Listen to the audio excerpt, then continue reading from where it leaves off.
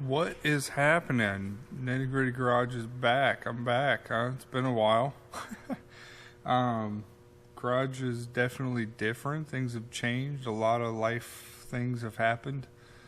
We're not in the shack no more. We got a space we rent now.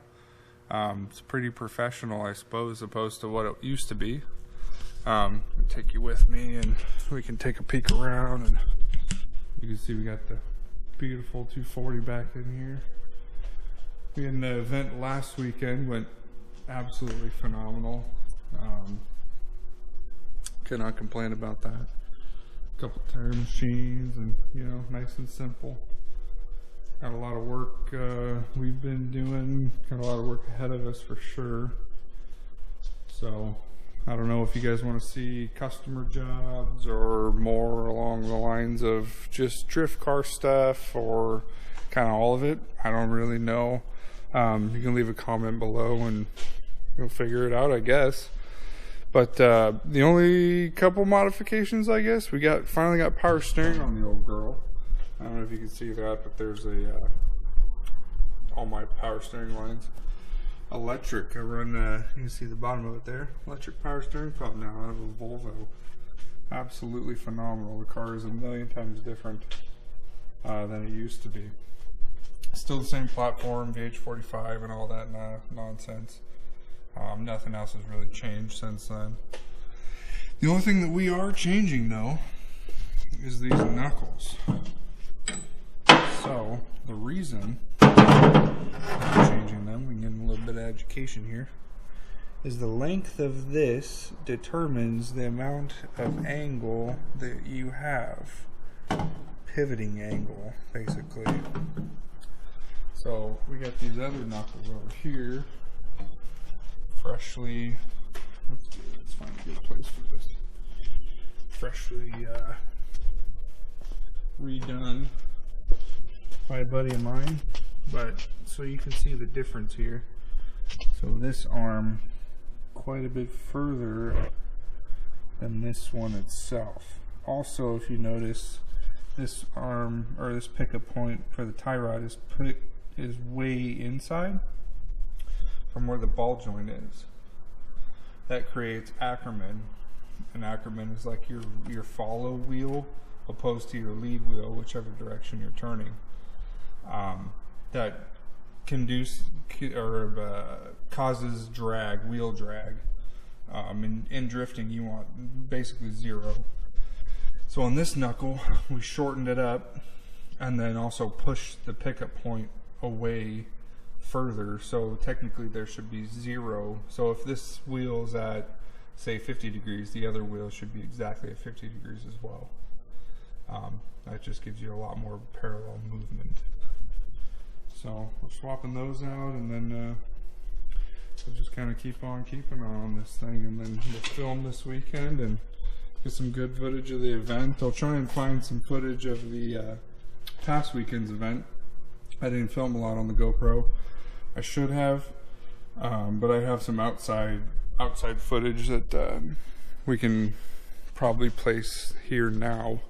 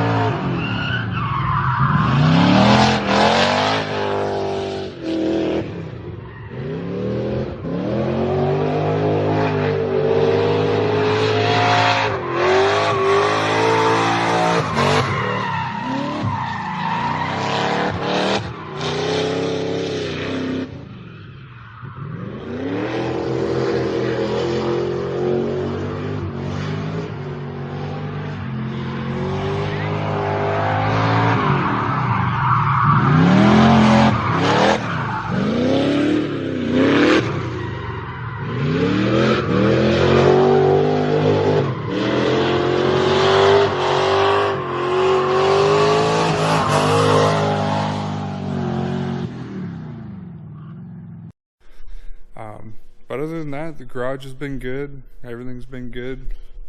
Super busy. Can't complain. I got a beautiful workplace now. I'm in a shop. I'm not in a raggedy old tent structure. I don't have to put wood fires on anymore. God, it's nice. It's definitely nice. So yeah, can't complain at all. And then we'll go through this, install these, and then kind of give you an idea of what the angle is going to be like and where our next issue is going to be, if we're hitting the frame or if we're hitting the brake mount, or things like that. All right, we got them with the knuckles on. We got basically everything back together. It still needs an alignment, but this will kind of give you an idea what we got going on here. So here's one knuckle at basically full lock. Looks like the tie rod comes close to the end there. And don't mind these tie rod ends. This is a makeshift shit that I went with. The pivot angle of this was hitting the lower control arm before it was going up here. So unfortunately what I did was just drill the hole through this. So this is just basically a flush mount instead of being tapered for where the ball joint normally goes. And then just run a very strong bolt through the bottom of it. And then have a little tiny, I don't know if you can see that, little tiny spacer in between there to try and create a little bit of a buffer. So the other issue that we were having is without a spacer on here, we were running into the torsion arm, I guess you'd call it, with the wheel. Now with the spacer, I'm afraid we're going to run into maybe the tub. I'm not entirely sure though. But you can see previously, it's hard to see because it's so dark, but where it was rubbing right here, and then on the actual brake line itself, kind of worn away. Here we can look at the other side. But it's seeming like it's going to work possibly. We'll see what we can do. So I put the spacer on this side. The other side I gotta cut the lug nuts, or the studs I mean. Make it go a little bit further, but it looks like we might just clear the brake line assembly, but we're still probably, when the actual weight is on the wheel, still gonna hit this pinch weld here. So maybe before the event I can find some, I forget what these are, 225/45, so maybe some 225/35s or something. A little bit smaller of a wheel would be the way to go. But it's pretty decent as far as, I mean, if we're talking full lock, that's 70 degrees at least. Just plenty, more than 20. We go full lock the other way. Sorry, I'm pushing the wheel here. Looks pretty solid as far as that goes. I mean, we're not close to the actual arm up here. We're not hidden over here. It looks pretty darn good. My other concern would be this. So if the wheel was actually up, like there's weight on it, I think we potentially would rub against here. Hard to tell, but maybe I can again try and find some narrower wheels here. But so this is why we went to these knuckles, is look at how angled so this would be the following wheel, and that would be the lead wheel. But the pitch of this is just incredible. Versus before, say that wheel was at like 70 degrees, this wheel would be, somewhere in here. That's how it was before. So this wheel was just scrubbing the entire time. And causing, spin outs and things of that nature. Now, I'm not blaming the car by any means, but if you got a lot of Ackerman, that's generally what will happen, because your other wheel's just dragging, causing friction in the front, kind of pull you to one side versus the other. But I think we're looking pretty good. I'll have to do some little things tomorrow, align it, things of that nature, and then see what happens. Really, I'm hoping I can find some smaller tires.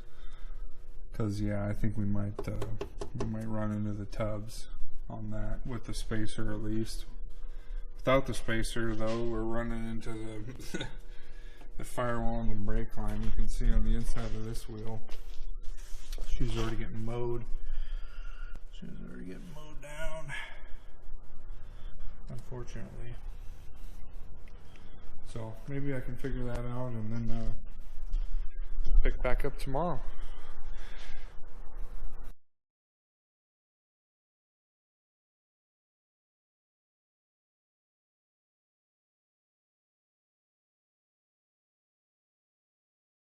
You told your friend you're not okay, and tell me what's wrong and why you never said you felt that way. And guess you're trying to stay strong and fake a smile until I look away. But I've known you too long, it hurts to watch your blue eyes fade to gray as you fade away, as you fade away. Yeah, I'm about to fade away, cause every time I wake up I feel like it's Monday. Something's going wrong with all the chemicals up in my brain. All of a sudden I don't look at anything the same way. Got a buildup of my thoughts sitting in an ashtray. I'm sorry that I'm so inconvenient, okay. Just let me be me and I'll stay out of your way. I can see the way you look at me, I'm such a disgrace. I never really asked to be brought into this place. You wanna love me? Well then baby I have a taste. All the highs and the lows, no you'll never be.